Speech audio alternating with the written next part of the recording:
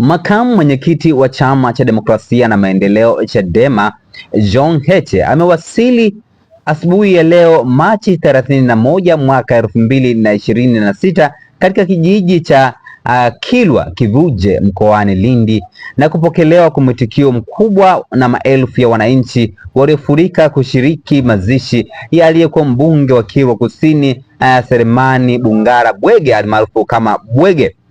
Mapokezi hayo yamegubikwa na hisia kali, huku umati wa watu kujipanga kumlaki kiongozi huyo kama ishara ya heshima na mshikamano katika kipindi hiki cha majonzi.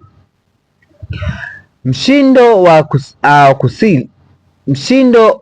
wa kuwasili kwa John Heche umeanza kuhisiwa mapema wakati wa msafara wake ulipoingia katika viunga vya Kilwa Kivuje, ambapo mamia ya wanachama wa Chama cha Demokrasia na Maendeleo Chadema na wakazi wa eneo hilo walikuwa tayari wamejitokeza barabarani kumlaki.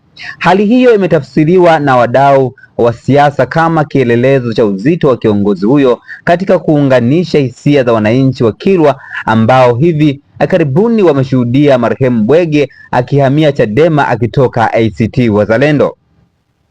Uwepo wa Heche katika eneo la mazishi umetoa taswira ya kikauli, yani authoritative katika shughuli hiyo, huku akionekana akisalimiana na viongozi wa itikadi tofauti akiwemo kiongozi mstaafu wa chama cha ACT Wazalendo Zitto Zuberi Kabwe. Mapokezi haya ya kishindo yamebadili hali ya hewa ya kijijini hapo kutoka kwenye kivilio na kuwa taswira ya umoja wa kisiasa unaolenga kumuenzi kiongozi aliyekuwa na ushawishi mkubwa kwa jamii ya watu wa hali ya chini. Mwili wa marehemu unatarajiwa kuhifadhiwa katika nyumba ya milele leo mchana, huku John Heche akitarajiwa kutoa salamu za chama chake mbele ya umati huu.